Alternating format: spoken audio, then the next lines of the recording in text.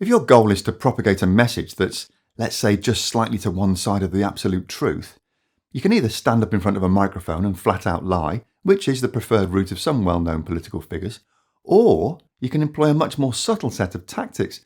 Maybe you start your argument with something that's unquestionably and demonstrably true, so that you establish your credentials as an honest broker. You could even concede a few important points that some members of your audience might have expected you to deny. That's a great way to win over the confidence of those who may be sceptical about your motives. And then, once you've shown that you're a reasonable person offering only objective commentary, you can slide in a new claim that might be technically accurate, but that doesn't quite give the full picture. And then maybe another one that relies on a very carefully cherry-picked statistic. Follow that up with a few points that kind of blur the distinction between scientific uncertainty and ignorance. And if you're lucky, or perhaps if you're skilled enough, you can guide your audience to a conclusion that none of the original genuine facts actually demonstrates. I watched this short lecture a few days ago given by a guy called Steve Koonin at an event staged by a British organisation called the Alliance for Responsible Citizenship. And my goodness, this guy is really good at it. So I thought it might be worth looking at his 15 minutes or so of rhetoric to see what we can learn from it.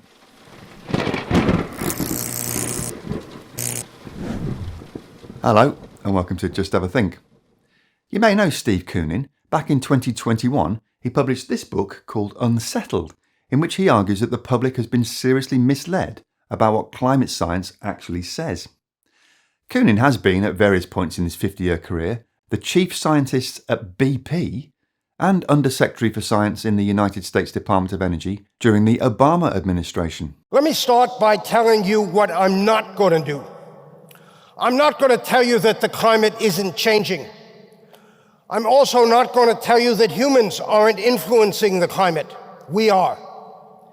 And I'm not going to tell you that it doesn't matter, because it does. Ooh, 3 statements that are unquestionably and demonstrably true to establish Steve's credentials as an honest broker. He's not a climate denier then, so that's a good start. But what I am going to tell you is that there is a gap, a very significant gap, between what climate science actually says and what you've been told it says. Koonin's story is essentially this. Yes, the planet is warming, but humanity has flourished during the warming that we've already experienced. The global temperature has gone up by about 1.3 degrees Celsius since 1900. That's real, it's measured, it's unambiguous. And human activity has contributed to that warming. But here's what else has happened over those same 120 years. The global population has quintupled, and the economy has increased roughly 25-fold. Life expectancy increased by 50 years during that same time, and deaths from extreme weather, hurricanes, floods, droughts, extreme heat, fell by about 95%. It's dead clever, isn't it? Koonin places atmospheric warming and greater health and prosperity right next to one another as though they're all part of the same scientific analysis. The temperature increased, humanity became richer and healthier. Ergo, the warming we've experienced can't have been particularly dangerous, can it? And if humanity prospered during the first 1.3 degrees Celsius of warming, then surely another degree or so should be manageable too, right? It's just such a spurious connection. It's like looking at a 60-year-old patient and seeing that their income and statistical life expectancy rose during their working lifetime, all while their arteries were gradually getting furred up with plaque deposits as a result of their diet and lifestyle. By Koonin's logic, that arterial furring must have been either helpful or at least neutral, and therefore a bit more furring up of the arteries should be no problem. That decline isn't despite the warming, it's alongside it, and in part because of the prosperity and resilience enabled by energy. It reflects what human ingenuity and economic development actually do. They make societies more resilient, more adaptable, better able to cope with whatever nature delivers. Let's set aside the fact that nature has never delivered anything to the human species on a scale remotely approaching what we're forcing it to produce right now. And instead, let's focus on Koonin's economic argument. Economic development can increase resilience, no doubt about it. That's a point that the Intergovernmental Panel on Climate Change, or IPCC, also makes. But Koonin quietly extends that truth much further than the evidence allows. Adaptation is not infinitely powerful. The IPCC also finds that some natural and human systems are already reaching limits to adaptation, and that those limits increase with every additional increment of warming. Measures that are feasible and effective today become less effective as temperatures rise, and the longer emissions reductions are delayed, the fewer effective adaptation options remain. There are no clear global trends in hurricane frequency or in intensity. Well, the science does indeed tell us that the number of tropical cyclones occurring globally each year doesn't show a simple, clean, century-long upward trend. But the IPCC distinguishes between the total number of storms and the proportion that reach the most intense categories. It also examines rainfall intensity, storm surge, and the influence of rising sea level. The point is, the total number of tropical cyclones doesn't need to increase for hurricane risk to become worse. A storm operating over warmer ocean water can carry more moisture. The proportion of storms reaching category 3, 4 or 5 can increase even if the total number remains approximately stable. And every coastal storm now operates on top of a higher sea level than it would have done without global warming. Drought signals are mixed and highly regional. Cherry-picking that one sentence is too simplistic, Steve. The question expands out to ask whether major agricultural regions are becoming more vulnerable to damaging combinations of heat, evaporation, and water scarcity. It's another one of those rhetorical instruments. Select a convenient metric, choose the convenient geographical scale, then answer that narrower question as though it resolves the wider problem. Here in Britain, I'd ask you to hold one number in mind. In a typical year, cold-related deaths outnumber heat-related deaths by more than 20 to 1. Well, it's not altogether surprising that more people die in our harsh UK winters than in our historically mild summers, is it? We could argue about the statistic itself, I suppose. The UK's Office for National Statistics, for example, examined mortality associated with hottest and coldest days in England and Wales between 1988 and 2022, and came up with a ratio of 4 to 1, not 20 to 1. But that's not really the important metric. What's more telling is the trajectory of travel. The ONS also found evidence that heat-related mortality has been increasing in recent years. In 2022 alone, it estimated that approximately 4,500 deaths in England were associated with the hottest days. Cold-related deaths don't just happen because of the outside temperature. They're influenced by respiratory infections, housing quality, poor insulation, fuel poverty, age, underlying health, and access to healthcare. Meanwhile, heat-related deaths can rise sharply once temperatures move beyond thresholds that people and buildings are accustomed to. British homes were generally designed to keep heat in rather than keep it out. And temperature-related deaths are only one part of climate risk. Koonin's comparison leaves out flooding, coastal erosion, water scarcity, crop losses, wildfire, infrastructure disruption, ecosystem damage, and food price shocks imported from elsewhere. So his conclusion doesn't follow a logical path. He's presenting an historical snapshot and implicitly suggesting it as a forecast for the future. Let me start with the models. The current generation, the ones that feed into IPCC assessments and from there into policy, have sensitivities to carbon dioxide that range from 1.8 degrees to 5.6 degrees, a factor of 3. That's not a rounding error. It's instead a telling reflection about how much we don't yet understand about the climate system. If your weather app gave you a forecast anywhere between 18 degrees and 56 degrees for next Tuesday, you wouldn't plan your week around it. Oh, now that's a powerful line, isn't it? It's also a completely false analogy, as I suspect Koonin himself knows perfectly well. The most alarming projections, those that underpin the language of existential threat, are built on a scenario called RCP 8.5. This scenario assumed that global coal use would quintuple 5 times by the end of this century to levels unrelated to any credible energy forecast. So let's have a think about that temperature analogy that Steve provided first of all. Obviously at a local level, weather and temperature can vary wildly from one day to the next. We all know that. We all experience that in our daily lives. Equilibrium climate sensitivity, on the other hand, estimates how much the long-term global average temperature will eventually increase if the concentration of carbon dioxide in the atmosphere doubles. And that range of 1.8 degrees to 5.6 degrees is not a reflection of scientific ineptitude, as Koonin is implying. It's a range of outcomes based on what society chooses to do in the coming years. The IPCC has never suggested that each of those projections has an equal likelihood of coming true. That RCP 8.5 model that Koonin refers to has for some years now been widely accepted as an unrealistic outlier, based as it was back in 2010 on the assumption that global coal consumption would increase fivefold during the course of the 21st century, as Koonin mentioned. That's something which is clearly not going to happen, and that fact is now pretty much universally accepted. Now, the scientific community has been working to narrow that range by testing models against what we can actually observe.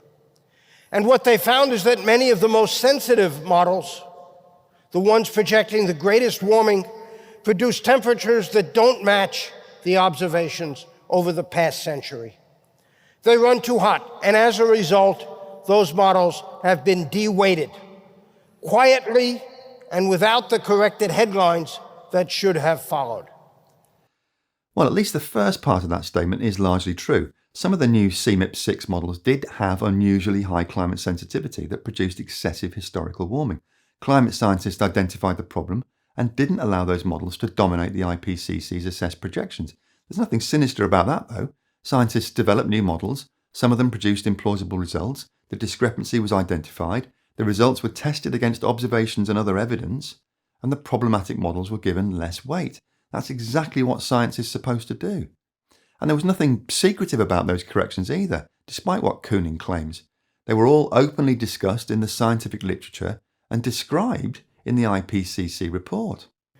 When you constrain the models to those that perform well against observations, and you use scenarios that reflect plausible energy trajectories, you find a warming by 2100 of between 2 and 3 degrees, with a median of 2.2.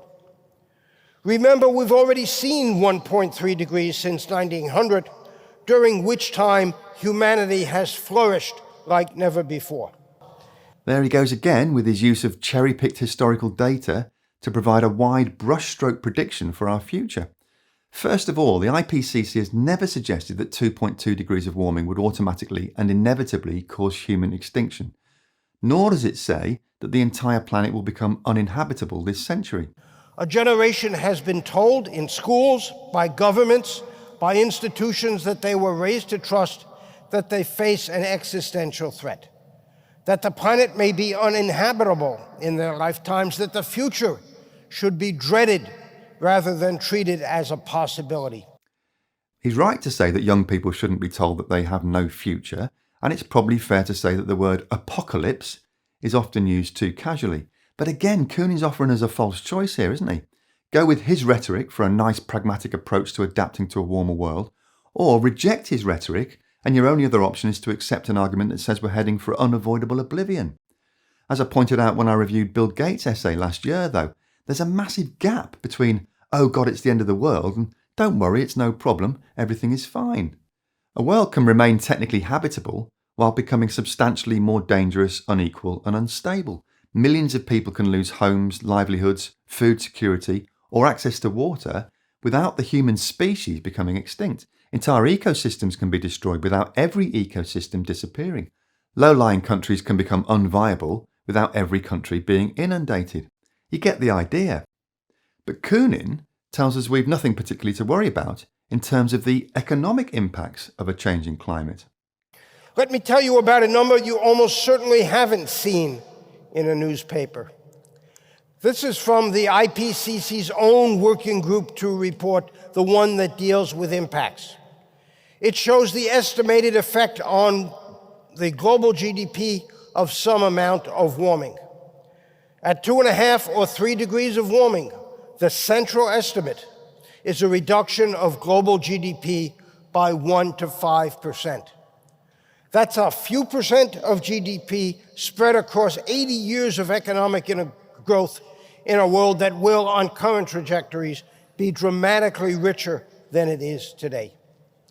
To be clear, this is a real cost, but it's equivalent to losing only 1 or 2 years of growth over the next 80 years. All sounds pretty precise and unequivocal, doesn't it? Sounds like the IPCC has calculated the cost, put it in a box, and concluded that 3 degrees of warming will merely delay our future prosperity until 2099 instead of 2097. The trouble is, that's not what the IPCC says. The reference on Koonin's graphic says it's from Chapter 16 of the IPCC Working Group 2 document, but I've read that entire chapter and that graphic doesn't appear anywhere. What you will find, though, is this. It's a scatter of studies using different methods, assumptions and economic models. The study Steve's apparently used to create his own bespoke cherry-picked plot is this one by Nordhaus and Moffat, a highly contested piece of work, as I outlined in a video that you can view by clicking the QR code or the link at the top of the screen or in the description section below. The Nordhaus and Moffat study is represented by these 2 black triangles, and sure enough they conclude that at 3 degrees of warming, GDP losses would be somewhere between 1 and 5%. What Koonin's creation doesn't show us, though, is all these other studies estimating far higher GDP losses, some up into the 10s and 20s at 3 degrees Celsius, with a risk spread that takes us up as high as 55% at that level of temperature increase. The text accompanying the IPCC scatter chart explicitly states that the spread in the estimates is too substantial to establish a robust range. So Koonin's taken a collection of disputed and methodologically diverse estimates, grabbed onto the most optimistic one, and turned it into an authoritative IPCC central figure. And let's just have a think about GDP for a moment, gross domestic product. It's purely a measure of economic activity, isn't it? The sum total of all the stuff a country has done and produced during the course of a year. It's certainly not a measure of human welfare. And there's a particular irony hiding behind the headline figure. If a hurricane destroys 10,000 homes and enormous quantities of money are spent rebuilding those homes and restoring all the associated infrastructure, that economic activity actually contributes towards the country's GDP for that year. But there's no column in that ledger for loss of life or loss of job security and livelihood, loss of community and reductions in well-being. Classic economic theory can't be doing with all that nonsense. It calls those things externalities. In other words, not our problem. A typical economic model doesn't adequately account for things like biodiversity loss, ecosystem collapse, involuntary migration, mortality, political instability, conflict, irreversible sea level rise, and the possibility of multiple food-producing regions suffering shocks at the same time. And of course, GDP losses are not evenly distributed, are they? A few percentage points averaged across the entire world can conceal devastating consequences in individual countries. And some losses can't be recovered by waiting another year. If a species is lost, another year of GDP growth won't bring it back. If an island community is lost as a result of permanent sea level rise, an economic boom in Europe or America isn't going to restore those land masses. Hundreds of billions committed to an energy transition constrained not by technology or political will, but by the laws of physics and economics, with negligible measurable effect on the global emissions curve. Those resources could instead build flood defenses, the heat-resistant infrastructure we need, the energy access in the developing world that genuine adaptation requires. Well, we'll definitely need a lot more investment in adaptation, that's for sure. But there's yet another false choice here. The need for greater levels of adaptation is not an argument against rapid and urgent mitigation. In fact, the need for more adaptation is a consequence of insufficient mitigation. As warming increases, adaptation becomes more expensive and less effective as systems reach limits beyond which realistic adaptation is no longer available. The IPCC is very clear on this one. The longer emissions reductions are delayed, the fewer effective adaptation options remain. And those emissions don't just come from the combustion of fossil fuels.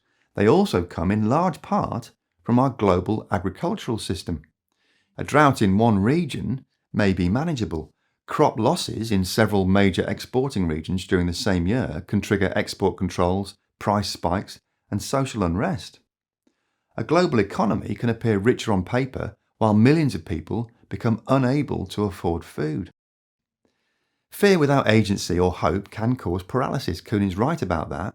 But like I said earlier, Koonin presents two extremes to justify his rhetoric, when in reality there are all sorts of shades of grey between those positions. The overwhelming scientific consensus is that we're not facing climate-related human extinction this century, but we are certainly already damaging ecosystems and human communities and bringing many other species to the brink of extinction, many of which have already fallen over the edge of that particular precipice, never to return. We do have agency as a species, though. The global energy system is changing more rapidly than almost anyone expected 20 years ago. Solar power has become one of the cheapest sources of new electricity in history. Battery production is expanding at extraordinary speed. Electric vehicles, heat pumps, smarter grids, and industrial electrification are beginning to displace fossil fuel demand. New approaches to steel, cement, aviation fuels, and long-duration energy storage are developing. Advances in fermentation, alternative proteins, crop science, and precision agriculture offer ways to reduce the enormous environmental footprint of food production. And developing nations are rapidly concluding that advancing their economies using these methods is a much smarter strategy than simply burning enormous quantities of coal, oil, and gas and using the atmosphere as an open sewer, which is what we've been doing in the Western nations for the last 2 centuries. But those truths don't logically lead to the conclusions that Koonin constructs from them. Falling disaster mortality does not mean climate hazards are diminishing. Cold winters currently killing more Britons than hot summers does not prove that a warmer Britain is safer. Some models running too hot doesn't make climate modelling useless. The fact that RCP 8.5 is now an unrealistic projection doesn't remove the very serious risk our civilization faces at 2 or 3 degrees of warming.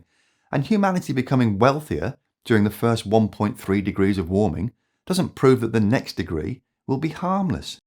Science requires doubt.